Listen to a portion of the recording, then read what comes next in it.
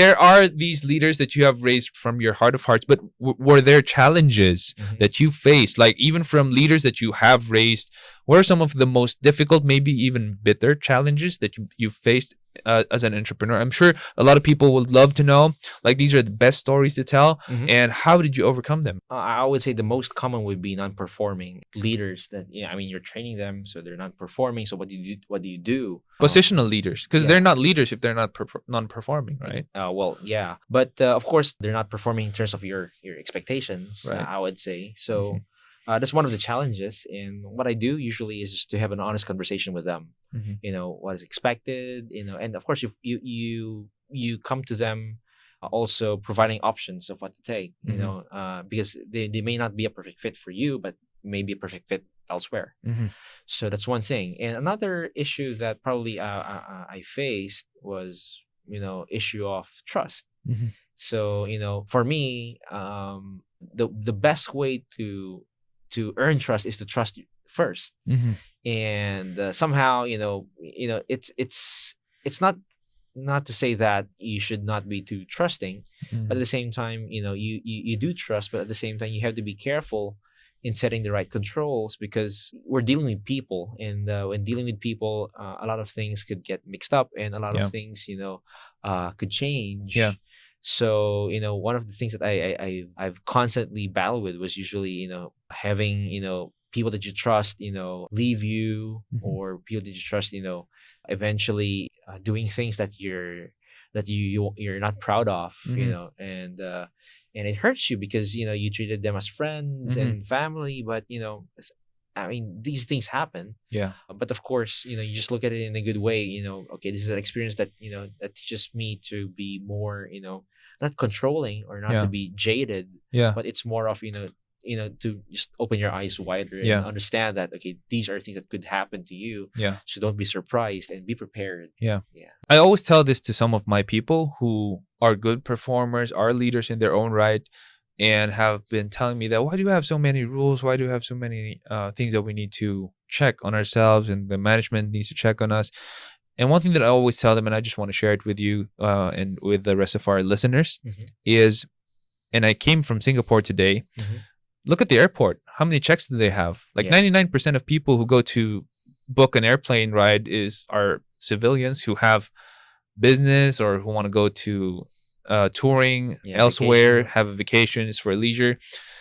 None of those people I dare say are drug dealers. Like there's like only a 0.001% of them that are drug dealers. But like all of these checks that you have to go through, and it's a hassle, right? Because I'm sure you've flown your miles. I've flown my miles. A lot of listeners here have flown their own miles. You guys have flown. You know the checks. You know how hassle it is to just put your luggage on the X-ray machine, take out your laptop, your cell phone, your watch, your belt, your shoes. My gosh. Like all of these checks are not for the people who just want to fly. They are for people who are the 0.00001% who want to do something stupid, like who want to commit a crime, trade drugs, whatever, right? But it is there. Yes, exactly. And it's not because they want to make your experience suck. It's just that they want to make sure that everyone's safe. Everyone has a really good experience. Everyone is doing what they're supposed to do, behaving how they're supposed to behave generally in the flight. Agreed. And in a company, that is really how it has to happen. There are people. There are the 0.001% does exist, doesn't it? They do exist. They always exist. They're more than 0.001%. So we have to have these controls, these rules, these regulations, however strict they are, however sucky they are, and they do apply to everyone, even to those performing, even to the real leaders. Sadly, that is the standard we have to hold ourselves up to, and show these other people that, hey, this is what we're doing, and that's okay with us. We accept this burden, this responsibility. That's what leadership is about, and we want to protect from the minority 0.1%, whatever, how big of a percent you want to throw us with, but we want to protect the entire company from that, because this is where we get our livelihood. Just to share as well, to add to what you said, I totally agree with policies and rules, because I mean those are the basis, because I mean you're coming from different perspectives, different pages, different outlooks in life, and then you just have to have one set of guideline, for everybody just to get in order and Mhm. at least, move in one direction. Yeah. But just to share as well, what are the core values that I myself, I mean, not say that Bolton is providing this particular core value, but for all of my companies that I started and all of the people that I lead, I would always tell them three things, and as much as possible to remember every time they act or they make a certain decisions, to always remember these three lines. One is, we're disciplined people. Because we're disciplined people, we have disciplined thoughts Mhm. and we have disciplined actions. Mhm. So it's always starts with us, Mhm. that we're disciplined. I mean, I thought, I think I read it somewhere, but it's Yeah. really about understanding that, if we're disciplined people, our thoughts would be disciplined, Yeah. our action would be disciplined. Yeah. Hence, we don't need rules. And I mean, it goes also the same back with, I mean, it goes back and the same with, in the Bible, it always say, with love, Mhm. there's no law. Yeah.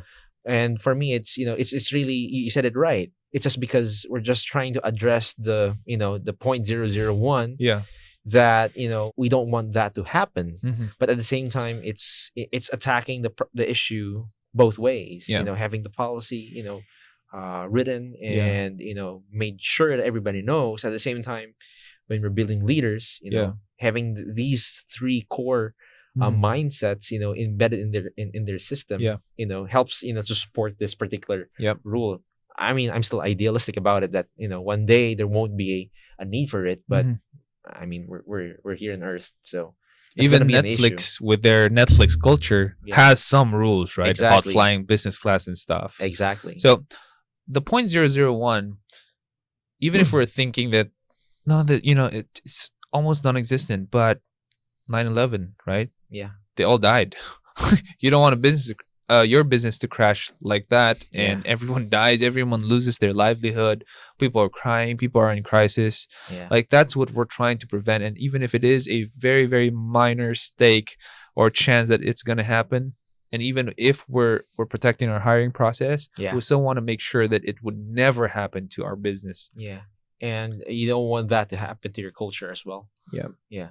And as a CEO, Yeah. like or the owners, Yeah. you instill a different culture in your team, right? Yes. We're the ones who protect the culture. Exactly. What kind of culture did you have in Pandora? Well, it's a very open culture, and Mhm. it's where, like I said, one of the primary cultures is logic wins. So I encourage a lot of our people from being the function, if you're in the functional level or the management level, to always speak your mind, Mhm. but of course in a more quantified, in a more filtered manner. But at Mhm. the same time, having that open communications we're in, you have to make sure that logic wins, because Mhm. you can't have opinions, Mhm. because you're a company. It Mhm. means a company means you're a one single body moving towards a single mission, Mhm. a single direction, and you can't have a lot of opinions formed here and there to to make to derail you from your mission. So if it's opinion, my opinion wins. Yeah. And I mean, I don't want to have that kind of a leadership wherein it's always me who they would listen to, Yeah. if it's just based on opinion. So it's always the culture will always be sir, or Isaac, this is what I think. Mhm. Do you think it's a good idea? Then we have a honest conversation about Yeah. things. Oh, you make a good point. Yeah. I mean, I didn't see that, and I think we should take your point. Yeah. Then you pull the trigger. Yeah. Yeah. Patrick Lencioni, if you've read any one of his books, says that conflict is nothing but the pursuit of truth. Exactly. And That's a good code. it is one thing that we really apply here. To one is to eliminate gossip, because as Dave Ramsey, who's also one of my favorite authors said, gossip is the most evil spirit Satan ever let loose in this world.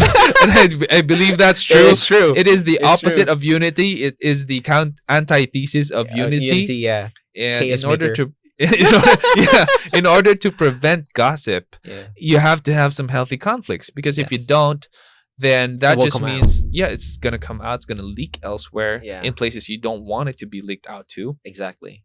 And why people don't have healthy conflicts is that they don't trust each other, Amen.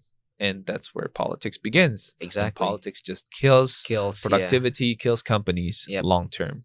You mentioned earlier at the beginning of this session that you have cut down on social media. Yeah. What's the reason behind it? One is time. Mm-hmm. I've noticed that, if I spend too much time, on social media, I get derailed, Mm-hmm. and it usually mess up my thought process. Mm-hmm. So for me, social media is about being able to get in touch with other people, and that's that. But for source of entertainment, I guess I try to get it elsewhere. Mm-hmm. So meaning for me is I try to go back to how I started way back. It's either get entertained with sports, so Mhm. it makes me healthy, Mhm. or entertain myself with either learning something new, reading a new book, something like that. So it's trying to hack my mind into being productive Mhm. as compared to slacking off. Mhm. So I'm not saying that doing Facebook is slacking off. I don't know the definition. is. Yeah. Well, yeah. I mean, but I mean, for me, it's not towards. Just putting it out there. It Yeah, is. it is. All you people tuning in now, it is. No, I'm just kidding. So it's him who hurts your feelings, not me.